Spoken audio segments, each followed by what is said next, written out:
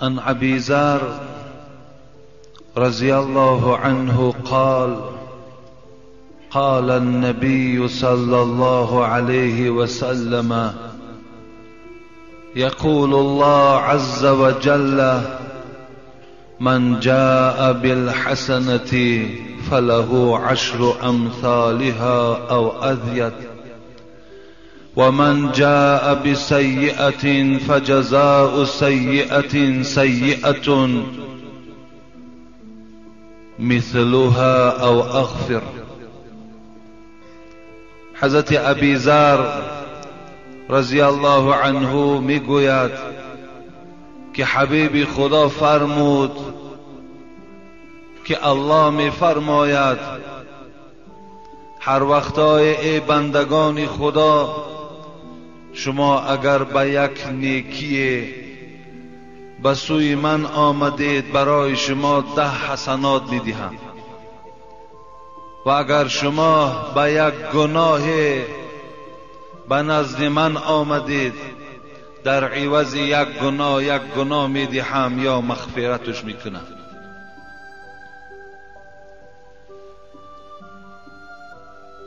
و من تقرب منی شبرا تقربت الیه ذراعا ومن تقرب مني ذراعا تقربت منه باعا ومن أتاني يمشي آتيته حرولة ومن لقيني بقراب الأرض خطيئة لا يشرك بي شيئا لقيته بمثلها مغفرة. رواه مسلم. حبیب خدا دوام دادن سخن پروردگار را که میگوید هر وقتایی که بندگان خدا به سوی من یک وجب نزدیک میشوم 2 وجب. هر وقتایی که اگر 2 وجب نزدیک میشوم 1 ذراع. هر وقتایی که اگر آهسته آهسته به سوی من نزدیک شوید من که پروردگار شما هستم به سوی شما دوان می آیم.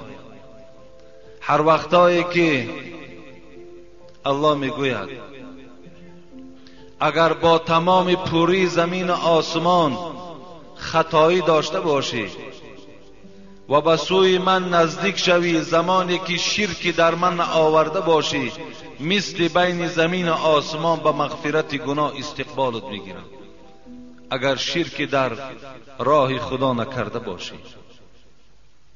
الحمدلله که الحال ما به معنای نزدیک شدن به درگاه پروردگار محدثان میگویند این به طاعت نزدیک شدن است. هر کسی که به طاعت به من نزدیک می شود به رحمت و استقبال می گیرم. الحمدلله که الحال این ساعتی که ما و شما قرار داریم این یکی از فرمانبرداری پروردگار است و نزدیک شدن به سوی طاعت پروردگار است. امید داریم که پروردگار به ما به رحمتش نزدیک می شود. از پروردگار خواهان او هستم که خداوند امروز جمعه این جمعیت ما را قبول بگرداند و هر آرزو و امیدهایی که در دل این جمعیت است خدایا برآورده بگرداند. همه مشکلات های این بندگانت را پروردگار آسان بگردان و خدایا گذشتگان این جمعیت را رحمت و مغفرت بگردان تا جمعه آینده خدایا این قوم و جمع ما را صحت و سلامت نگه دار و همیشه در این جمهوری ما خدایا صلح و صلاح یکدیگر فهمی عدل انصاف را خدایا حکمران بگردان و رهبر دولتم برای این بهبودی سرزمین برای این ملت سعی و کوشش ها دارد. خدایا ایشان هم در حفظ امانت نگهداری. آمین و رب العالمین.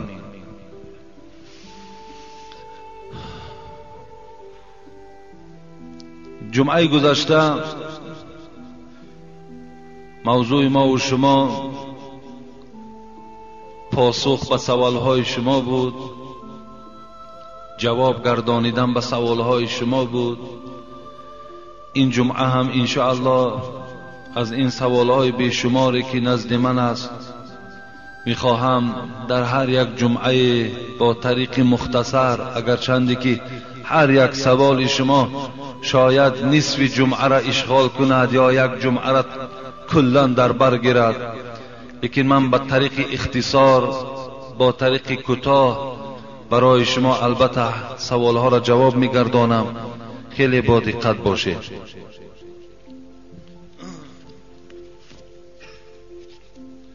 مخصوص به دست اکای حاجی میرزا دهه ضربدار.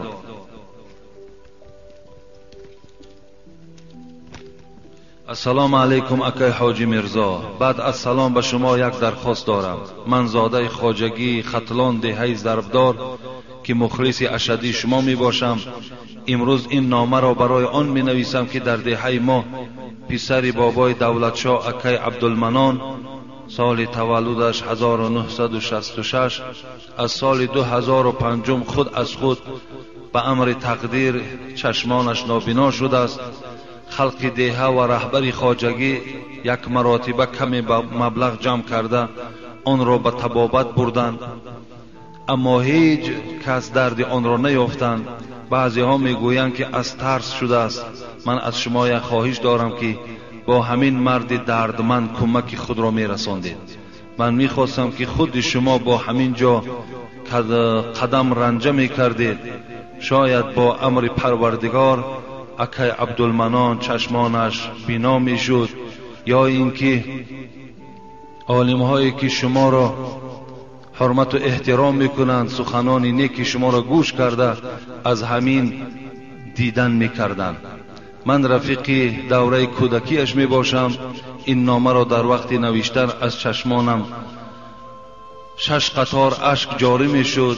التماس اکای حاجی میرزا یک بار با همین شخص هم صحبت شوید. یاردم مالی یا پولی شهروندانی که امروز راهبرند به شما اعتقاد دارند و یاردم شما با همین اکای عبدالمنان کمک خودتان را رسانید. التماس رد نکنید. با احترام رفیق دوره کودکیش.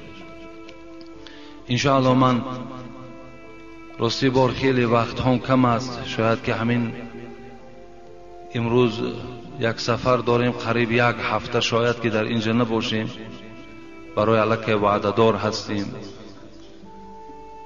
و انشاءالله اگر از جمعه های آینده من گشته آمدم البته از این برادر خبرگیری میکنم و این برادر دردمند با قدر آن توانایی و شرایطی که امروز اگر چندی که ما خودمان ساختمان مسجد داریم لیکن هم صحبت میشویم، هر چیزی که خواهد از دست من می آمدگی ده انشاءالله برای این برادر من کمک میکنم. لیکن یک بعض برادران از جانب همین اطرافی ها از قشلاق ها وقتی که میخواهند یک معرکه را برپا کنند و میخواهند که ما در معرکه همونها اشتراک کنیم، همون رهبران خواجگی و همون رهبران جماعت وظیفه‌دار میکرده است همون خاندارها را که هر کسی را که میاره بیار لیکن حاجی میرزا را نیار. خوب میشد که اگر ما در همون بیماری ها انشاءالله این بیماری را خبر گرفتن که این اجر خیلی پاداش بلند دارد، لیکن رفتن ما انشاءالله با او خواجگی ها و با او گویم دهه های هست او فایده زیاد دارد، او یگان ضرر زیادی ندارد. اگر چندی که وای میخواهد نمیخواهد انشاءالله که من در اون معرکه اشتراک میکنم، لیکن بسیار ناخوب است که وقتی که فلانی آید مگر فلانی نآید. اینم خیلی گویم که بدبختی است، اینم خیلی انسان ناراحت میکند.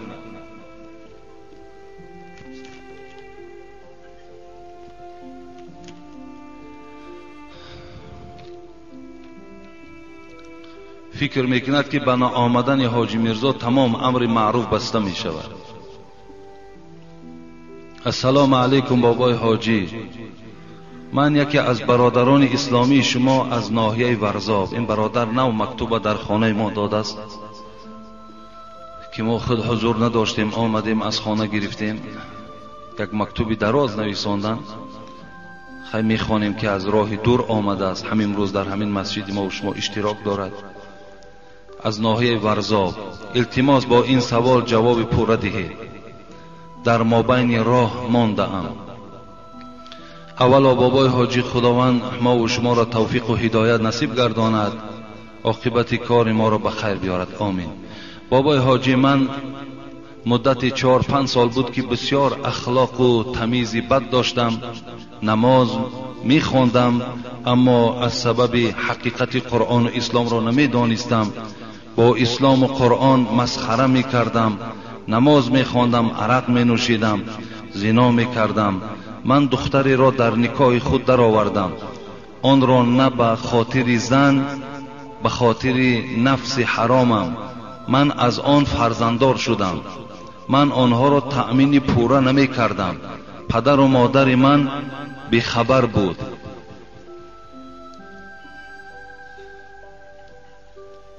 به من گفتند همان دختر را توی کرده می دهیم، اما من بدبخت و جاهل قبول نکردم.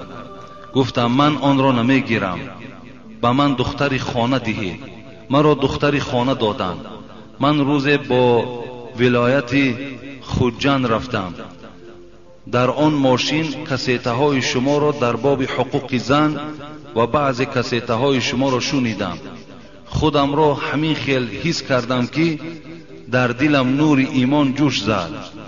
من 7 روزه رفته بودم، اما از شنیدن این کسیته های شما، خداوند شما را در پناهش نگه دارد، چندین آدم ها را شنیدم، دیدم که زندگی تلخشان را شیرین کردید.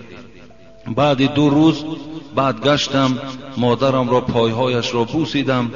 گفتم مادر جان، راضی نباشی این زنی که من گرفتم، دویم زن راضی نباشی، جوابش را می دهم. مادرم گفت پسرم اینش را هم نگاه کن، ویش را هم نگاه کن، در تقدیرت همین بود است. من از تو راضی هستم. من تا 1 سال می شود که 5 وقت نماز را در مسجد می خوانم. نمازهای جمعه را ترک نمی کنم. هر 2 زنم را نمازخوان و با سطر کردم. من هر 2 اینها را قوت بر توانایی برابر نگاه می کنم. اما با گفته آیت های قرآن و احادیث های پیغمبر، شما گفتید بهترین لباس، بهترین خوراک حتمی خانه داشته باشی.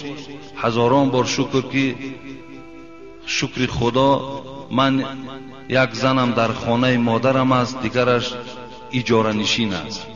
شما گفتید مردی که 2 زن داشته باشد از عهده آنها نبراید، از قبر میخیزد، یک طرفش قاق است. بابای حاجی، شما با من گفتید من چیکار کنم؟ من خانه خریده نمیتوانم. من بسیار قرضدار هستم. من میترسم که مرگ ناگهان به سر من آید. من این روسیای پرگناه بدنفس چخیل با خدای خود رو برو میشوم. کاش خداوند جزای مرا در این دنیا دهد. من بسیار گناهگارم. بابای حاجی، شما با من گویید خداوند این نمازهای ما را قبول میکرده باشد. در زندگی اینقدر کمبودی دارم. بالای این زندگی خانه امان در گردن من است. به حاضر شرایط قوت من به این 2 زن نمی رسد. حتی فکر این در عبادتهایم خلل هم می رساند. بابای حاجی، التماس با من گویید از روی حقیقت اسلام من چی کار کنم که دل من قرار گیرد، عبادتهای من بی شبهه شود، که دل من از این دنیای بی وفا پاکیزه مانده است. در آخر بابای حاجی دعا کن خداوند به من مال و ملک و زن و فرزند در کار نیست، فقط طلب دارم که خداوند مرا بنده بگیرد. همین که همه بیفایده بوده است. خداوند شما را عمر درازی با برکات دهد که در بین مردم تاجیکستان خیلی بهبودی ها آوردید. التماس که سوال مرا پورا خوانده جواب دهید که من از راه دور آمدم تا که این سوال جواب را گیرم با واسطه کسیت امکانیت باشد. و نمره تلفنتون رو گویید. به خدا قسم که این حقیقت است. برادر عزیز، زمانهای جاهلیتی که شما سپری کردید، زنا کردید، عرق خوردید و روزی که شما رو به مسجد کردید، توبه صدق به سوی خدا کردید، شما از این گناههای کردگی هاتون پشیمان شدید، تصور کنید که خداوند همه گناههای شما را مغفرت کرده است. این وعده الله است، این وعده حبیبش است. التائب من الذنب کمن لا ذنب له. توبه کننده از گناه مثل شخصی هست که تماما گناه نکرده باشد. اگرچنده که تو 10 سال 15 سال در این راه نادرست قدم زدی، لیکن امروز فضل پروردگار که تو را هدایت کرد همچنان است که تو گناه نکرده ای. تو در پیشگاه پروردگار یک بنده با عبادت و بنده خدا ترس به حساب می روی. لیکن این شرایطی که الحال بالای تو هست، الله در قرآن لا یکلف الله نفسا الا وسعها میگوید. الله میگوید هیچ بنده را تکلیف نمیدهم، مجبور نمی سازم مگر قدر قوتش. از قوت زیاد از بنده طلب ندارم. حال تو را خداوند میداند، شرایط تو را خداوند میداند و نیت نیکی تو را خداوند میداند که هر زمانی که تو شرایط پیدا شد، دست رسا کی شد، برای این زنها البته همه شرایط آماده میکنی. امروز که تو شرایط نداری، خداوند البته تو را میبخشد. لیکن همیشه در فکر آباد کردن، در فکر بهبودی در این زندگی خود باشی، خداوند البته تو را کمک میکند. الحال همچنان تصور کن که تو در عذاب پروردگار قرار نداری و همه عبادت هایی که امروز تو انجام میدهی همگیش خدا قبول میگرداند. زیرا نیت تو نیت نیک است. زیرا این قدر راه درازه که برای یک جواب سوال شنیدن آمدن، این خود نشانه ایمانداری شما را نشان میدهد. این نیت نیک شما را نشان میدهد. از این خاطر برادر عزیز و گرامی، خداوند همه گناههای ما قبل تو را بخشیدگی هست. اگر آن چیزی که نویسانده حقیقت باشد، از روی دلسوزی باشد، یقین دان که خداوند بالای تو عذاب ندارد. لیکن زمانی که دست رسید، برای اینها خانه خر، شرایطاشون آماده کن که فردا درد سر پدر و مادر و با برادرهاش نشود. امروز من اهل علم میدانم، بعضی از گویم که همنشین های خودم، همنشین های من کنه، لیکن جایهایی که میریم در معرکه ها می نشینیم، اونا خود بیان میکنن که 3 زن دارن، هر 3 زن در اجاره نشستگی است. لیکن از این در بیرحمی و بی انصافی نیست. 4 کودک 3 کودک دارد، اجاره نشستگی است. اگر مبادای خدا جان تو را گیرد، تو 3 مشکلات در 3 عائله پیدا میکنی. هر کدامی همو با 4-5 فرزندش مجبور میشود خانه پدر و مادرشون روند، مجبور میشوند خانه برادراشون روند. اگر همین حالت در روی خواهر تو یا اپای تو باشد، خودت را چخیل تصور میکنی، چخیل حس میکنی؟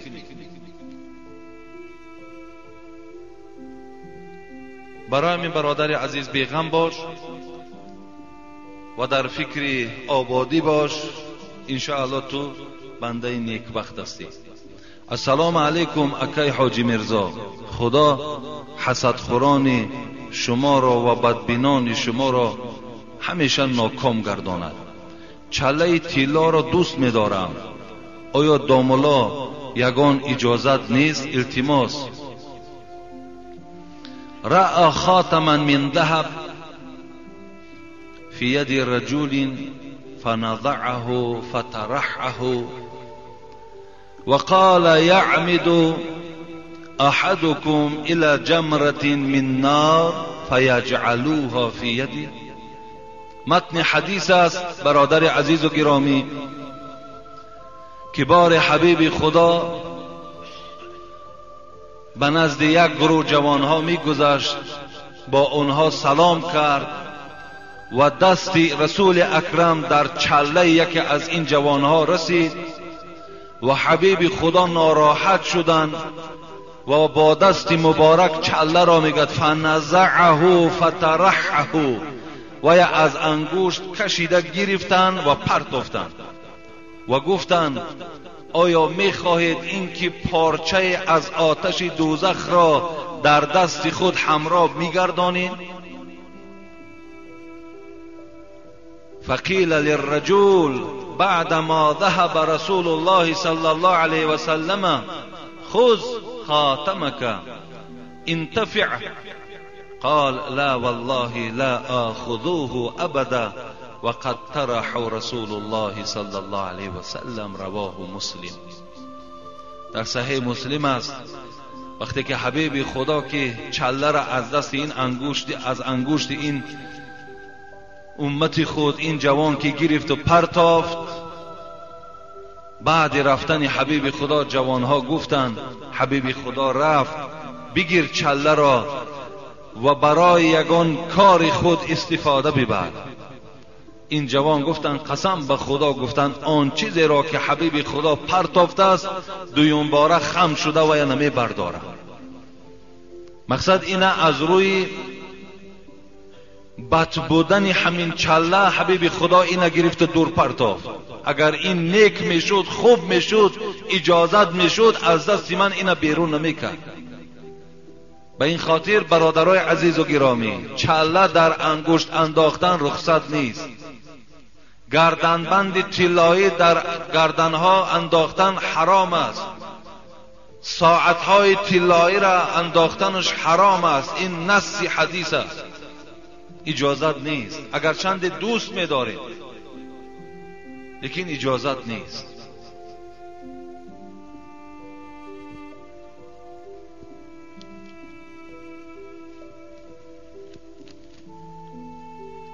السلام علیکم. در کتاب مجموعة اللطائف حدیث رسول اکرم صلی الله علیه و سلم را خواندم که مفهومش این است، معناش این است. گفتگی در مردگان خود هدیه فرستید. صحابگان گفتند هدیه یعنی چی؟ گفت پیغمبر یعنی صدقه و دعا. هر شب جمعه ارواحها به آسمان زمین می‌فرایند و هر کدام در راست خانه خود به آواز غمگین و گریه آلود فریاد میکند ای اهل من، ای مادر من، ای پدر من، ای کسانی که زنهای ما را نکاح کردید بر ما رحم کنید تا خدا بر شما رحم کند. شاید که این جمعگی ها از همین حدیث منشأ گرفته باشد. فکر شما را دانستن میخواهم داملای عزیز. بله این حدیث اگر چندی حدیثی ضعیف است، این حدیث هیچ حتی باطل و موضوع است و منشأ جمعگی و منشأ پنجشنبگی های ما و شما میکنیم. اصل پیدایشش از کجا باشد؟ من فکر میکنم اصل پیدایشش از این است که حبیب خدا روزهای دوشنبه و پنجشنبه روزه میگرفتند و مردم شاید که این دو روزی که حبیب خدا روزه میگیرد این همچو روزی مبارک گفته، در مردم ما و شما فقط پنجشنبگیش وجود دارد، لیکن در مردم طرف دوشنبه دوشنبگیش هم میکنن، هم دوشنبگی دارن هم پنجشنبگی دارن. شاید من فکر میکنم که سرچشمه پیدا شدن این دوشنبگی و این پنجشنبگی آن همین باشد. یا در دیگر حدیث حبیب خدا میگوید روزهای دوشنبه و پنجشنبه اعمال یک هفته‌ینه شما را پیشنهاد خدا میکنند. قبول میشود یا نمیشود اینوش خدا میداند. شاید که مردم این روزها را از این فضیلت استفاده برده و دوشنبگی و پنجشنبگی از پس مرده ها تشکیل کردند. شاید این باشد. لیکن من برای شما چندین بار گفتم، باز میگویم، پنجشنبگی به اسلام هیچ وابستگی ندارد، تماما به دین اسلام هیچ رابطه ندارد. برعکس تمام کتاب‌های فتوای ما و شما، فتواهای مذهبی، معین کردن صدقات را در روز مخصوص مکروه میگویند. کسی که اگر در روز مخصوص مثل دوشنبه، پنجشنبه یا هفت یا 40 یا سال مخصوص روز جدا میکند، انا همین روز صدقه میکند، انا همین مخصوص گردانیدنش حتی صاحبان فتوای ما و شما هم مکروه میگویند، خوردنش رخصت نمیدهند. این تمام فتواها وجود دارد. برای همین تا امروز فقط من برای شما فهمانیده دادم که یک مبادایی که شما من میدونم بسیار خسته شدید، بسیار مانده شدید. تصور کنید که هر ماه 4 بار ما و شما پنجشنبگی میکنیم، 4 بار. اگر کمترین مبلغی که در پنجشنبگی ما و شما میرود 100 سامان است. اگر 4 بار کنیم 400 سامان. حساب درآمد ما نکنیم چند در یک ماه چند قدر درآمد داریم. درآمد در هیچ جا نیست. درآمد اگر 100 سامان باشد یا 200 سامان باشد 400 سامانش در این می رود. به این خاطر به همه شما می رسانم برادرای عزیز، دین ما دین آسانگیر است. دینی هست که مشکلات نمی خواهد که بالای بندگان خدا پیدا شود. بیایید برادرای عزیز تاریخ ورق زنین، بینید که کنی از دوره های حبیب خدا، صحابه های پیغمبر کدامش همین معرکه ها را برپا می کردن؟ نیست، وجود ندارد.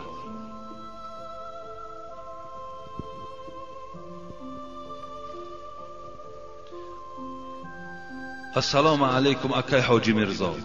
برای چی از دوره های پیشتر همه ملاهایی که قرآن خواندگی عنوان شیخ و ایشان شیدگی برای خلق نمی فهماندن که پیشگیری نمی کردن این گونه اسرافکاری ها را که در کتاب ها نیستند؟ و من باوری کامل دارم که با این درجه را خلق نمی رسید.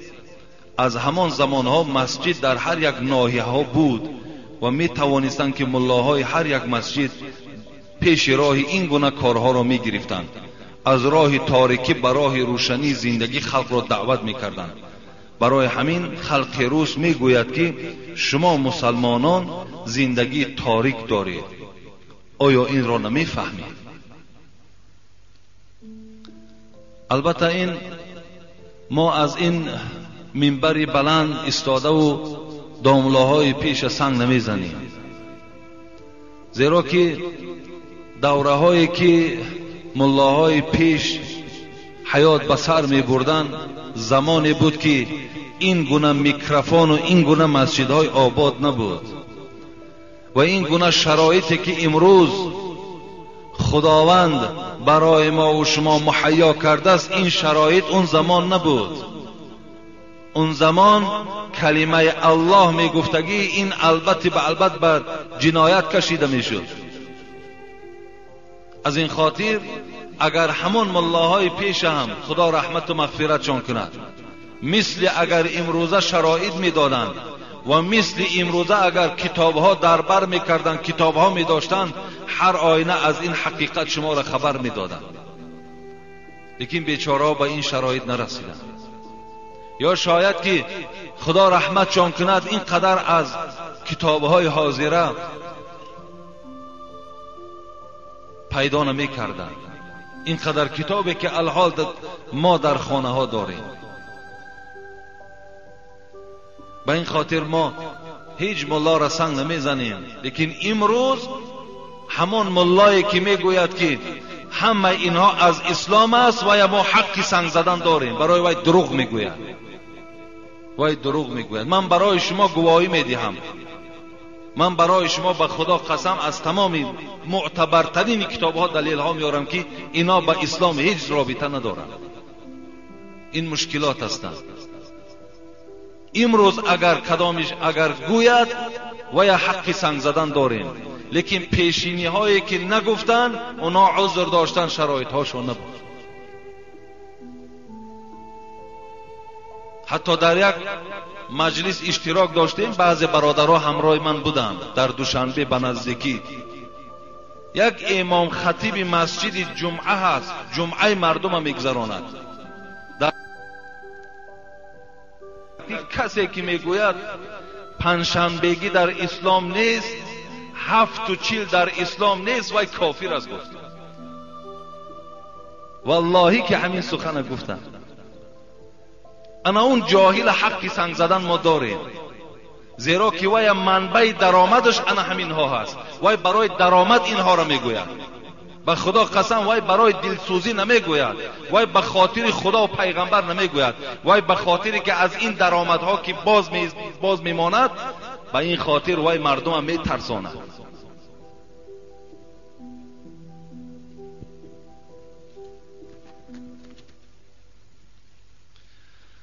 التماس جوابش را گردانید. السلام علیکم حقی حاجی میرزا. در ناحیه باختر در قشلاق اونگرد با اجازت رئیس محله و مؤذن مسجد در داخل مسجد پیله پرورشی کرده ایستاده اند. ممکن است یا نه؟ با همراهی رئیس محله و مؤذن مسجد در داخل مسجد پیله میکنم. پیله آیا همین در مسجد جایز است یا نه؟ حبیب خدا شب معراج حکایه میکند که عرضت علی اعمال امتی حسنها و سیئها فوجدت في محاسن اعمالها الاذى يمات عن الطريق ووجدت في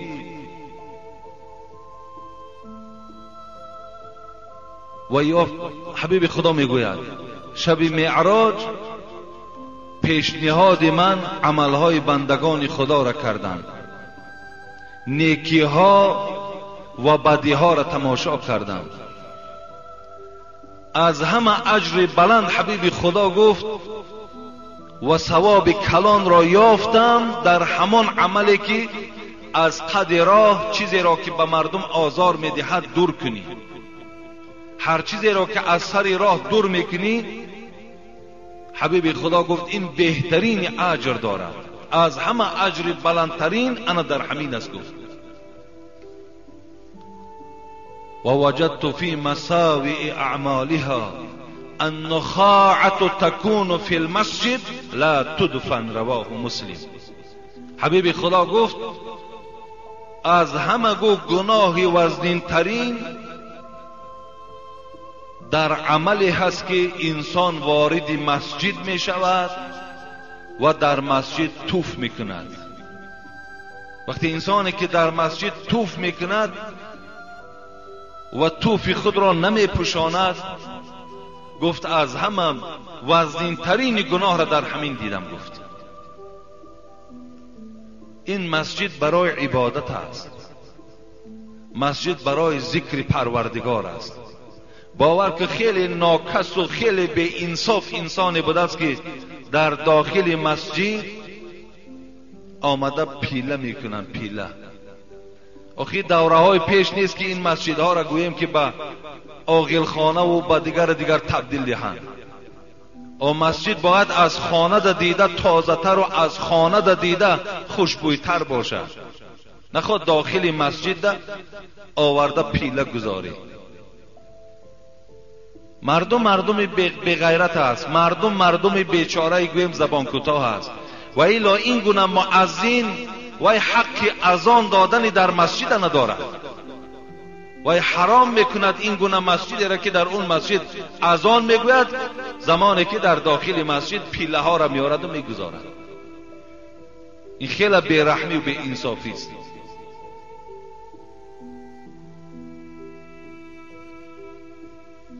زمانی که حبیب خدا میگوید من غدا الى المسجد او راح اعد الله له نزولا كلما غدا او راح، نزولا في الجنة كلما غدا او راح. هر انسانی که سحر یا بیگاه قدم زنان به سوی مسجد می آید، پروردگار برای این گونه انسان به خاطر که وی مسجد می آید دسترخوان در جنت آماده می کند. برای شخصانی که مسجد دوست می دارند، برای شخصانی که مسجد احترام می کنند، برای شخصانی که قدم زنان به سوی مسجد می آیند، خداوند به خاطر مسجدش برای می آمدگی و حرمت می کردگی انسان ها دسترخوان در جنت می پرتاید. خیلی بی انصافی هست، خیلی بدبختی هست.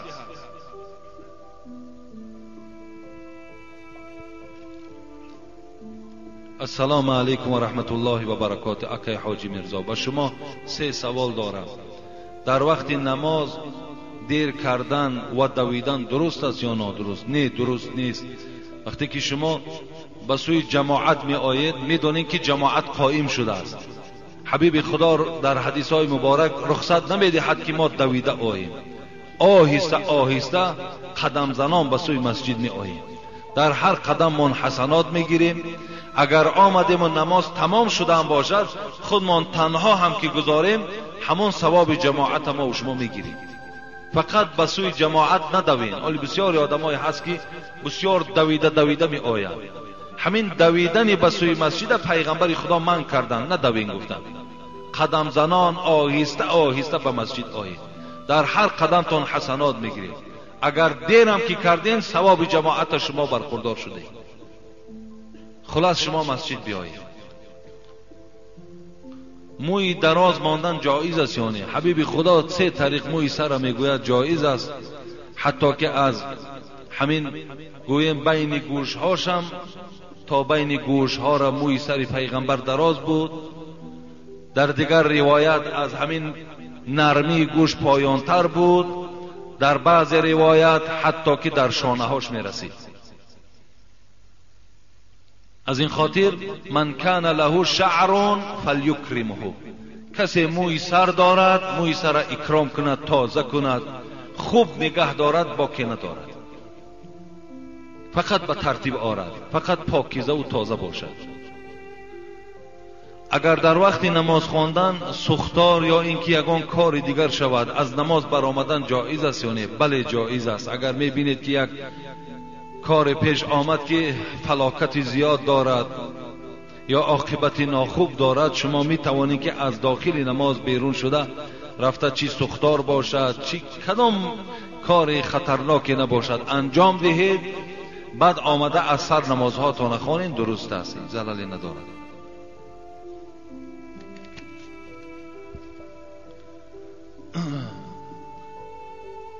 السلام علیکم داملای عزیز. سوال از یک پدری بسیار غمدار به حاجی میرزا. در 14 سال حیاتم صاحب یک فرزند یعنی بچه شدم که زمانی تولد مادر این فرزند سر فرزند رفت. خیلی عذاب و غم داشتم، لیکن غم و دقتم را با این فرزند بی مادر خاموش میکردم. این غم کم در یاد فراموشی بود که این بچه هم در 10 سالگی از بیماری گذشت. بسیار غمدار هستم. برای دلبرداریم چیزی گویید. از 300 کیلومتر راه دور آمدم. دنیا در نظرم گشته است و تماما آرام نیستم داملای عزیز. اعوذ بالله من الشیطان الرجیم. و ما اصاب منکم و ما اصاب من مصیبت الا باذن الله. برادری خیلی عزیز و گرامی، الله در قرآن میگوید هر مصیبتی که به سر فرزند آدم می آید یقین داند که به اجازت من می آید. هر حالتی که شما روبرو می شوید الله می گوید برپا کننده همون حالت من هستم. از این خاطر یگانه ما باید در قضای پروردگار فقط راضی باشیم. بجز راضیگی دیگر ما هیچ قوتی نداریم. حضرت عباس روایت میکند در کتابها که مثل این پدر گویم میوه دل خودش گم کردگی، وقتی که سفر دراز کردن و وقتی گشته آمدن به خانه، از پیش راش یک خوش خبر یک شخص برآمد، گفت ای عباس، ای ابن عباس، میدانی که در خانه تو مصیبت شد. گفت چی مصیبت آمد؟ گفت همو فرزند یگانه ای که داشتی، همو فرزند یگانه از دنیا گذشت. ابن عباس که خیلی سالهای طولانی فرزند خود ندیده بود، از پایان شد، میگوید طهارت کرد و نماز خواند. وقتی این مرد عملهای ابن عباس دید در حیرت ماند. گفت ابن عباس، من تو را به مصیبت گفته ایستادم، خبر مصیبت میدهم، تو باشی نماز میخوانی. گفت ای بی خبر، پروردگار در قرآن میگوید یا ایها الذین آمنوا استعینوا بالصبر والصلاة ان الله مع الصابرین. ای کسانی که ایمان به پروردگار دارید، وقتی که بالای شما مصیبت می آید، شما یاردم این مصیبت فقط به صبر، فقط به نماز گذرانید. شما نماز خوانید، از پروردگار کمک و صبر در این مصیبت طلب کنید، خدا همراه شما هست. به این خاطر برادر عزیز و گرامی، بسیار خوب می شود که همیشه با نماز باش، هیچ وقت دل خود از این دنیا خنک نگردان، هیچ وقت ناآرام نباش، هیچ وقت ناراضی نباش، بلکه همیشه شکرگزار به سوی پروردگار باش، همیشه با عبادت باش، از خداوند باز زنی صالحه و باز فرزندای خوب طلب کن. خداوند قادر است هر آینه برای تو از این دیده بهترش باز نصیبت میگرداند، از این دیده باز خوبترش برای تو نصیب میگرداند، اگر این معامله که خداوند برای بنده فرموده است، اگر از این معامله دور نشویم. حضرت عروه ابن زبیر حکایت میکنند که بسیار وقتی که پاش درد میکرد، بسیار ناراحت که شد، ویم یگانه فرزند داشت، فریاد زد، گفت رو، گفت برای من طبیب بیار. گفت وقتی طبیب آوردن، حضرت عروه را ابن زبیر گفت یگانه این پای بریدن در کار، دیگر هیچ راه ندارد. عروه گفتند من تیار هستم. مرحمت گفت. طبیب گفت پیش از آنه که من برای تو، یا پیش از آنه که این پای تو را من قطع کنم ببرم، باید که تو از این موادی که تو را بیهوش میکند استفاده بری. عروه گفتن هیچگاه من از اجر و از پاداش پروردگار خود دور نمیکنم، فقط حالتی که من التحیات میخوانم همین پای مرا بدوره. چگونه نمازهای عاشقانه داشتن. وقتی من التحیات لله و الصلوات و طیبات، وقتی این جمله های زیبا را وقتی که خواندن سر کردم، شما بریدن پا را سر کنین که در او حالت من دیگر حس نمی کنم. طبیب گفت میلش. وقتی حضرت عروه میگوید در خواندن همون تشهد نماز آغاز کرد، بریدن پای سر شد. فرزندش که میگوید دیدن این حالت که هیچ قوت نداشت، در حال میگوید بیرون رفت و حتی میگوید از بیرونم بالا یک بانگ بلندی برآمد تا این جراحی پدرش انجام یافتن. وقتی که میگوید فرزند که خودش را گم کرد، حالت پدر که دید بسیار ناراحت شد، شاید که یگان دورانی سر شد، میگوید و از همو بلندی آمده در زمین زد. شریکانی میگوید عروه در بیرون بودن، در حال میدوند میآیند که بچه عروه از دنیا گذشت. خود در درون خانه جراحی دارد، بیرون فرزندش از دنیا گذشت. دو مصیبت بالای عروه آمدند. لیکن دوستان خدا را ببین چگونه این مصیبت ها را استقبال میگرفتند. وقتی کار انجام یافت، رفیقای عروه میگوید خانه در آمدند. گفتن عروه، گفتن ما برای تو تعزیه بیان میکنیم. گفت بهر چی؟ آیا بهر همین پایی که از من بریدن؟ این پایی که بریدن پای دیگرم وجود دارد، دستهای دیگرم وجود دارد. به این خاطر گفت این باعث نمی شود که شما برای یک خاطر پای از دست دادگی من تعزیه بیان کنید. گفت نه، در بیرون گفت فرزند تو از بالای بام افتاد و هلاک شد. گفت حضرت عروه در حال کلمه ان لله و ان الیه راجعون خواندند. من از خدا هستم گفت و به سوی خدا بازگشت دارم. اگر خدا گفت جان این فرزند مرا گرفته باشه هم من در حکم پروردگارم راضی هستم. هیچ وقت گردن کشی در حکم پروردگارم ندارم. حتی صاحبان کتاب میگه داد نگفت، حتی آبی چشمم نکرد. باید ما مثل اهل دوستای خدا باید طاقت فرسا باشیم، صبر کننده باشیم. او ابراهیم حربی را حکایت میکنند که ابراهیم حربی میگوید شب در خوابش میدان قیامت دید که بسیار حال بندگان در میدان قیامت مشکل است. مردم یک تشنگی فرا گرفته است و میگوید وقتی نظر کرد، نگاه کرد که جوان پسرهای خردی زیاد در دستهاشان ظرفهای آب دارند. وقتی ابراهیم حربی میگوید حلقم که قاق شد، میدان قیامت بود، دوان به پیش یکی از این جوان پسرها رفتم، گفتم برای من از این آب چیزی عطا کن تا که حلقم قاق شد. گفت این برای تو نیست. گفتم برای کیست؟ گفت من کسی هستم که در دنیا در حالتی گویم که به سین سال نابالغ از دنیا گذشتم، پدر و مادر من ندیدم.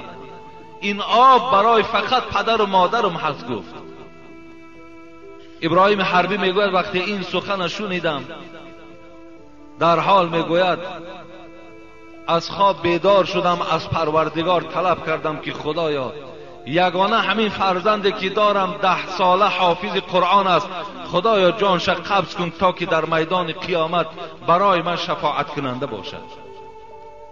میگه دعای این دوست خدا قبول شد. همون بچه 10 ساله‌ای که حافظ قرآن بود خدا جانش میگه گرفت. وقتی برادراش می آمدن، نزدیکاش می آمدن ابراهیم حربی را وقتی که تعزیه بیان میکردن میگفت تعزیه بیان نکنید، من خود دعا کردم که خدا جان این فرزندی مرا گیرد. برای همین برادر خیلی عزیز و گرامی، در این مسئله خیلی باید ما با طاقت باشیم، با صبر باشیم، در پیشگاه پروردگار پاداشی بلند میگیریم.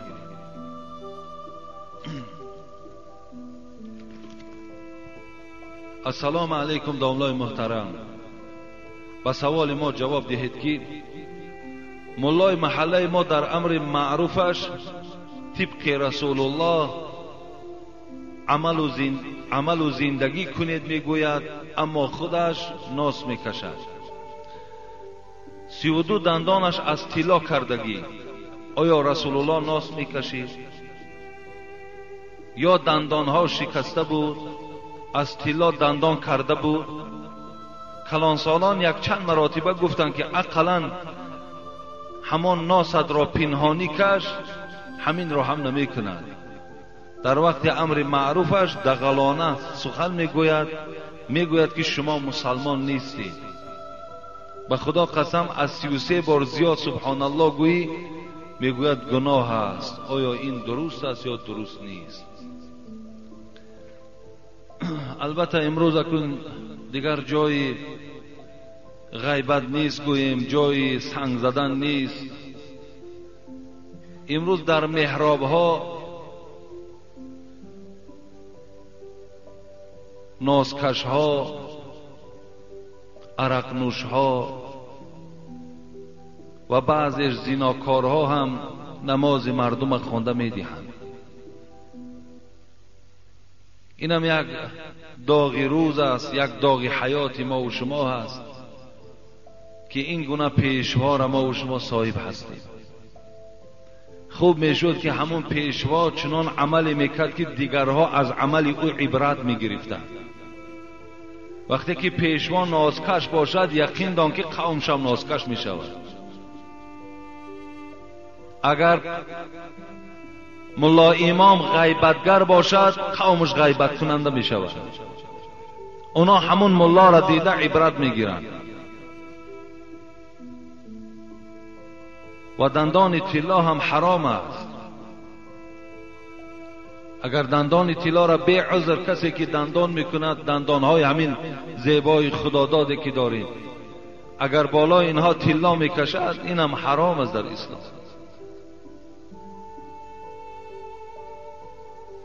گفتی مولانا گاه یک شعرخوانی دارد، میگد راحت دنیا زن و دندان بود، بی زن و دندان جهان زندان بود. راحت دنیا زن و دندان بود. این دندانهای خداداده که امروز ما و شما داریم، وقتی با این هر یک طعامی را که میخوریم مزه طعام میفهمیم، لیکن وقتی بالای این ما و شما طلا که کشیدیم، از لذت همه طعامهای نعمتهای پروردگار محروم میمونیم. این یک زمانی بود که گفتی بچه ها در ماده بود که اگر دندان طلا کنی خیلی گویا که این جوانی زیرک و جوانی پولدار و جوانی مالدار است. لیکن امروز مردم خیلی پیشرفت کردن. امروز ببین دنیای امریکا، دنیای همون طرف های دولت های مترقی را ببینین، یگان نفرش دندان طلا ندارد. اونو خیلی در معرفت و فهمیش از ما و شما بلند رفتند. اگر همین دندان طلا فایده آور میشد، هر آینه انا همونها دندانهاشون طلا میکردن. برای همین جوانای عزیز هیچ وقت میلی در دندان طلا نکنید، فقط همین دندانهایتان محافظت کنید. به خدا قسم یک دندان انمین خداداده که در دهان دارید از 1000 دندان طلا باور کنید بالاتر است. از 1000 دندان طلا. این بسیار نعمت بلند است. لیکن اون برادرایی که مردم نمازشون میخونین میدهین، از نازکشی و از سیگارت کشی و از دیگر اخلاقهای بدی که دارین، از اینها دور باشین. دور باشین که در پیشگاه پروردگار جواب میگویید. ناسا امروز در کتابهایی که الحال در دست من است، شیخای عرب حکم حرام دادگیند، حکم به حرام دادن. وقتی از این حرام پروردگار که وقتی تو استفاده میبری، تو در پیشگاه خدا جوابگر هستی.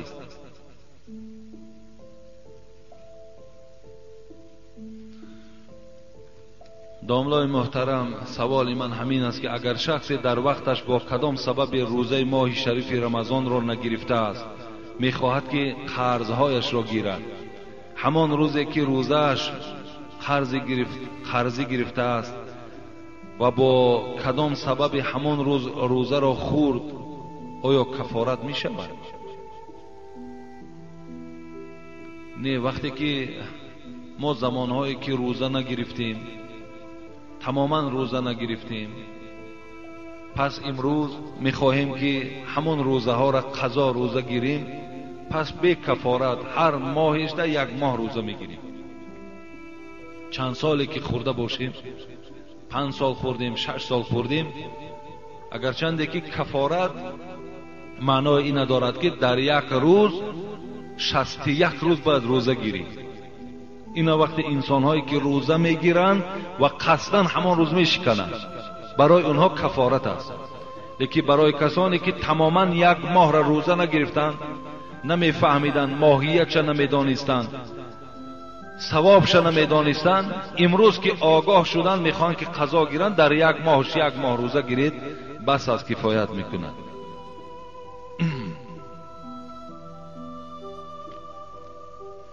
بسم الله الرحمن الرحیم. السلام علیکم اکای حاجی مرزا.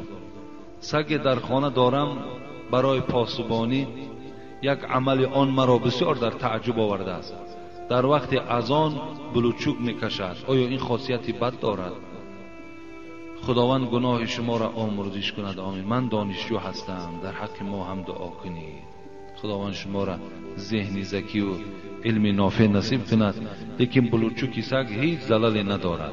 هر حالتی ده که اگر سگ در خانه ها بلوچوک میکشند، این یگان زیان و ضرر ندارد. السلام علیکم اکای حاجی مرزا، من یک نفر مخلص شما، من بیمارم، آب بر روده ام ضرر دارد، من فقط این خیل طهارت میکنم.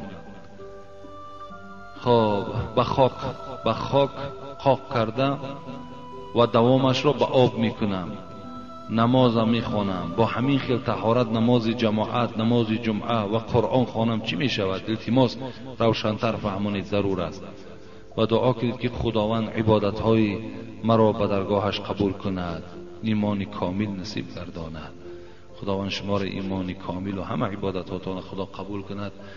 این کس از بابی بواسیر سوال است. گیمرای ما شما میگوییم اگر در کدام شخصی که همین گیمرای وجود داشته باشد و یقین است که رسانیدن آب به او ضرر دارد، در این حالت ما همون موضع را خشک میگذاریم، ترکش میکنیم، آبش نمیرسانیم، دیگر موضع ها مانده آب رسانیدن نماز مانه خواندن میگیریم، یگان زیان و زلال ندارد. در کجای شما اگر زخم باشد و آب در او اگر ضرر کند، همون موضع را ترک کنید، همون موضع را خشک گذارید و دیگر موضع هاتون را به آب شوید، نمازتون درست می شود. در هر جایی که از شما اگر آب زلال داشته باشد.